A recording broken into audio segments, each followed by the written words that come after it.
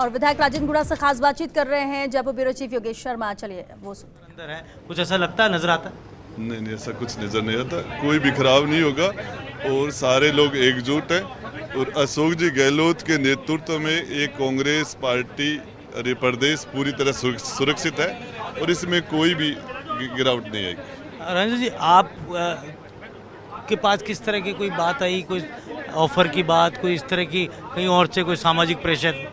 नहीं, मेरे पर कोई प्रेशर नहीं है, कोई प्रेशर नहीं जानते। क्या लगता है कि क्योंकि आप डे फर्स्ट से ही आप अशोक गहलोत के प्रति आपका जो भाव था वो सबके सामने था, क्या ये भी एक कारण हो सकता है? लेकिन और साथी जो दूसरे हैं उन तक संपर्क साधने की कवायद हुई?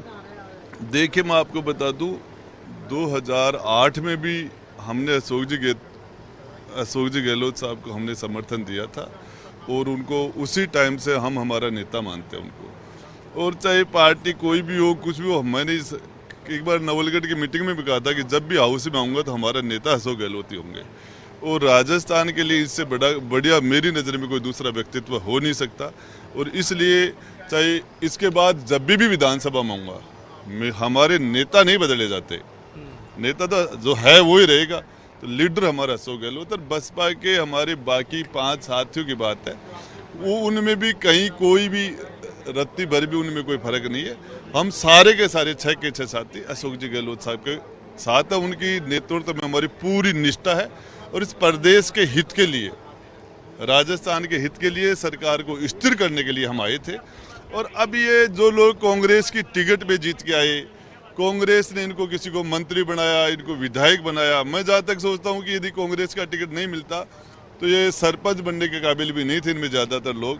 और इनको कोई मुख्यमंत्री बन गए, कोई मंत्री बन गए, कोई विधायक बन गए, उनको इस पार्टी के साथ और ये नहीं करना चाहिए, मैं जहाँ तक समझता हूँ। आपकी बातें होती रहती है राठौड़ साहब से भी, राजेंद्र जी से भी, अभी इन दिनों नहीं हुई होगी, तो क्या आपने उनको बताया नहीं कि आप साथ दे रहे हो तो कोई आधार हो?